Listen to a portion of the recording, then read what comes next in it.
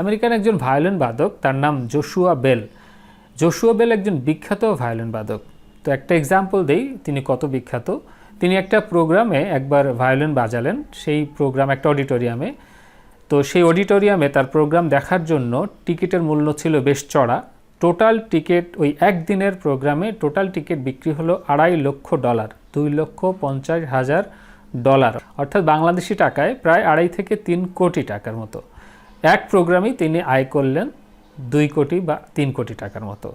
সেই একই মানুষ ঠিক কয়েকদিন পরে একই ধরনের ভায়োলিন বাজালেন, কিন্তু মাত্র আয় করলেন $32, শুধু $32। কেন এই ঘটনাটা ঘটলো একটু ব্যাখ্যা করি আমরা। তো তিনি প্রথমে যখন ভায়োলিন বাজালেন, কয়েকদিন আগের ঘটনা যেটা, সেখানে তো স্টেজ পারফরমেন্স, টিকিট, অডিটোরিয়াম, আয়োজন ইত্যাদি ইত্যাদি। জোশুয়া বেলের নাম সবাই জানে, টিকিট বিক্রি হলো, চড়া মূল্যে বিক্রি হলো, অনেক টাকা হলো, $2.5 লক্ষ ইত্যাদি ইত্যাদি, স্টেজ, স্পটলাইট সব ছিল। কিন্তু কয়েকদিন পরেই একটা এক্সপেরিমেন্টের অংশ হিসেবে জোশুয়া বেল একটা স্টেশনে গেলেন। সেটা হলো ওয়াশিংটন ডিসি, আমেরিকার ওয়াশিংটন ডিসির একটা মেট্রো স্টেশনে। সেই মেট্রো স্টেশনে গিয়ে তিনি ওই একই ভায়োলিন, একই মানুষ, একই সুর, সেই যেগুলো তিনি বাজিয়ে $2.5 লক্ষ আয় করেছিলেন, সেই একই সুর, সব কিছু সেম, শুধু জায়গাটা আলাদা।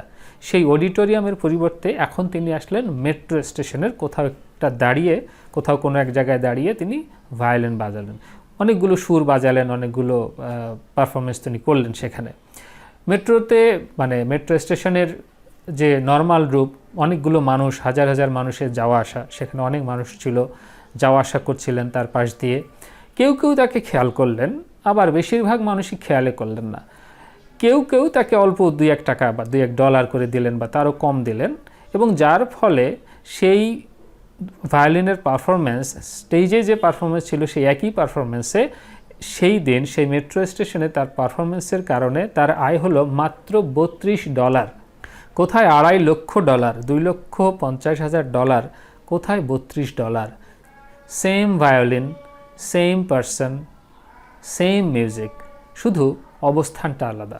সব কিছু একই থাকা সত্ত্বেও ফলাফল বা রেজাল্ট সম্পূর্ণ আলাদা, মূল্যায়নটা সম্পূর্ণ আলাদা, তার ইনকামও সম্পূর্ণ আলাদা। কোনোই মিল নাই $2.5 লাখ ডলারের সাথে শুধু $32।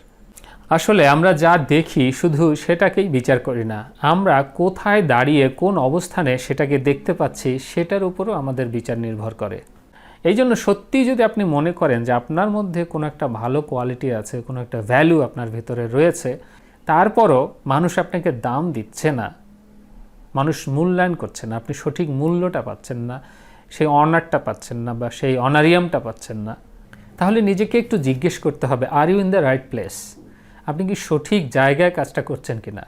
আপনার ভায়োলিনটা, আপনি তো ভায়োলিন বাজাতে পারেন, অবশ্যই সেটা পারতে হবে। এই বাজাতে পারার পরও, মানে আপনি একটা কোনো কাজ পারেন, তারপরও কি আপনার মূল্যায়ন হচ্ছে না? আপনি ভায়োলিন বাজাতে পারেন, তাহলে দেখতে হবে ভায়োলিনটা আপনি কোথায় বাজাচ্ছেন। কারণ এই সারাউন্ডিংসের উপরই নির্ভর করবে আপনার মূল্যায়ন। এই জায়গাটা এবং এই আয়োজনটার উপরই আপনার মূল্যায়ন নির্ভর করতে পারে অনেক ক্ষেত্রেই, সব ক্ষেত্রে না হলেও অনেক ক্ষেত্রেই। কারণ মেধাকে মূল্যায়ন করার জন্য হলেও সঠিক একটা প্ল্যাটফর্ম দরকার, সঠিক একটা স্টেজ দরকার, বা মেধাকে প্রদর্শনের জন্য হলেও, প্রদর্শন অর্থাৎ এখানে মূল্যায়নের অর্থেই বলা হচ্ছে, তাহলে সঠিক একটা জায়গা দরকার। তাহলে কখনো কখনো সমস্যা এটা না যে আপনি কি পারেন বা আপনার কি অ্যাবিলিটি আছে, অনেক সময় সমস্যা এইটাই যে আপনি সেই কাজটা কোথায় দাঁড়িয়ে করেন। ভালো থাকবেন সবাই, ধন্যবাদ।